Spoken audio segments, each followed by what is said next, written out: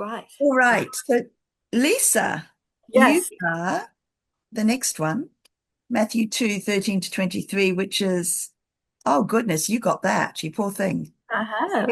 Escape to Egypt and massacre of the infants. All Okay. right. So what I've done is I've written a challenge, good news, and so what. So what I'm thinking I'll do is I'll talk about what I've seen as the challenge, and then we'll talk, and then I'll do the good news, and we'll talk, and then does that sound okay? Sure. Yeah. Yeah. Right. So I'm looking at Matthew chapter 2, verses 13 to 23, and here we get to some of the hardest parts of the Christmas story. So the escape into Egypt, the massacre of the innocents, and the return to Israel and settlement in Nazareth. So I've looked at this from the challenge, good news, and so what perspective. And so I think that this passage really challenges any sort of comfortable faith by insisting that following Christ or God's call can mean costly, inconvenient obedience in the face of real danger. Hopefully not for most of us, but it can.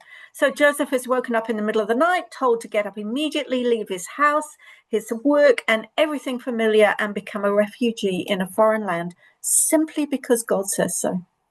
And then Herod's rage and the slaughter of the little boys in Bethlehem, which is surely one of the worst passages. I was in and saw a depiction of this, and it was awful.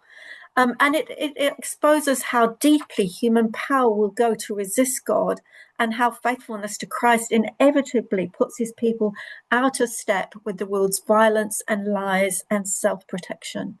It also bookends Jesus' life, that at his birth, boys were killed, and of course, we know how he was killed. And so I think, there's a danger that we're in a for church, and the challenge is to ask, where have we chosen safety or silence or comfort rather than costly obedience and solidarity with the vulnerable when God disturbs our routines? So that was the challenge for me. Any thoughts? Wow. I was deeply moved several years ago now when the little child whose name I can't remember, but I've written it down many times, and was washed up on the shores of the Mediterranean during a refugee flight. Yeah. And there were photos around the world. We got this image of the child's deceased body on the beach. And it somehow brought home the cost, the vulnerability of the refugee into which the story of God enters, the story of the incarnation enters so powerfully. Now, you know, we can't imagine this. They're representative refugees, this flight into Egypt. They become a part of a very tragically common human experience.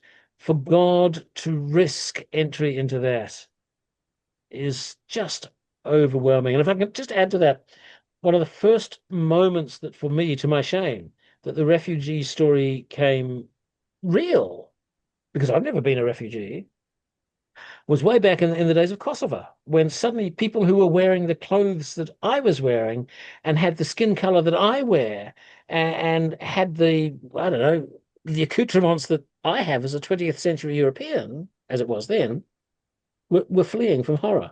And no longer was this an out there thing. Suddenly, vulnerability seemed to come home. And I don't think I've ever forgotten that lesson. So it's an incredibly vulnerating, if that's a word, and it isn't, but it is now, passage. It's not sort of good news. I suppose it's good news. But you see Herod here tracing the path of all tyrants, and that the tyranny doesn't last. That, Yeah. that all these exercises of power and cruelty end, and what does last is what's demonstrated by the Holy Family, the goodness and the faithfulness and the gentleness, and all of the fruits of the Spirit stuff. That's what lasts. And why do we even remember Herod? I mean, there were a lot of petty tyrants in the first century. We remember this one only because of his relationship with Jesus. That's beautiful. And that's the way of all tyrants. Yeah. Yeah. They always fail. I love that. I was thinking, because of the challenge side of things, it's easy for me to think that the easy way to peace is to avoid conflict. Yes. Yeah. And yet God, Prince of Peace, comes right into the middle of the conflict. Doesn't avoid any of it. And certainly from what I've been reading recently, that's kind of the challenge for us as Jesus followers, isn't to avoid conflict or pretend it's not there, but actually go into it in order to try and bring peace. It's much tougher. Much tougher. Yes. Much Shall I go? tougher, and yet it's. Yeah, sorry, Lisa, you go. No, I was going to move us on, so you go Okay, ahead. so just very briefly, that is also the challenge that we can't, in a sense, because we're stuck in Aotearoa. We get in the way, so he's in a sense left with nothing but gasping prayer, and yeah, that hurts. I wasn't thinking at that point of the enormous walls. I was thinking of Sure, yeah, within our own communities. yeah, no, very true, very true. Yeah. Well, let me move on to good news. So, so the good news that I thought has that God's purposes for Jesus and through Jesus for the rest of the world are not thwarted by human cruelty or chaos or exile. And therefore it doesn't matter it does matter obviously, but any sorrow or fear or exile that we experience is not outside the reach of God's redeeming presence. And the other thing I note in this story is the sort of the precise guidance. There are dreams, there are flights, there are they're guided all the way, and I think that's good news. And let me put some flesh on that. So my mother is in a secure unit because she has dementia, and I thought about this as being in exile. She is in exile from her home, and yet what we do when I visit her is we recite Psalm 23 and we sing hymns. These are the only things that she remembers. She can't remember my name, but she can sing all of Amazing Grace, How Great Thou Art. God is still there with her. And I think this passage captures some of that, this idea of exile. A lot of us might feel exiled in different ways, but God is there. That's my news. Yes, too. There's a especially seeing it's Matthew, and he is very keen to ground Jesus in the history of the Jewish people. Is that you have Jesus repeating the history of his people, going into exile in Egypt, and then coming back again.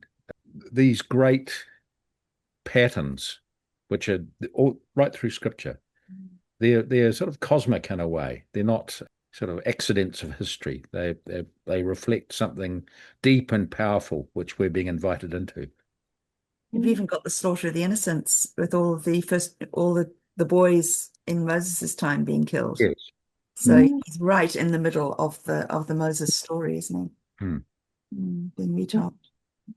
Since it goes back to Cain and Abel too, and there's the slaughter of an innocent, it's kind of right in the earliest DNA. It might not have been a child, but still this brutal humanity, and yet there God is. Absolutely. Slaughter of innocents in Sydney this week. That's right. Yes, as we record, that's heavily on our hearts, and yet amidst all the pain, just the glimpses of I think the presence of God. Ironically, for some people, but beautifully for others, the presence of a Muslim man who did his best to stop the shooting of Jewish people. Okay, Lisa, move on. We're going to run out of time. All right, so what? So we're going on to the so what. So, there's an obvious one here that this passage invites us into solidarity with the displaced and the grieving. The Holy Family live as refugees, and Rachel's weeping is given space in Scripture as a holy lament.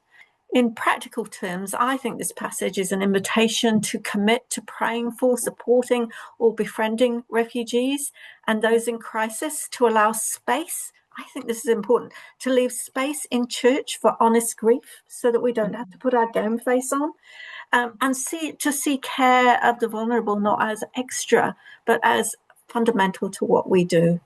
But I also think that this story invites us to trust in the hidden work of God. So much of this part of the story happens in the darkness, night journeys, obscure Nazareth, lives uprooted. But that is where God is most faithfully at work.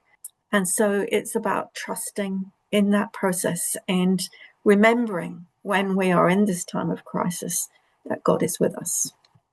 I think we stop there, Lisa. I think we don't need to add on to that. Excellent.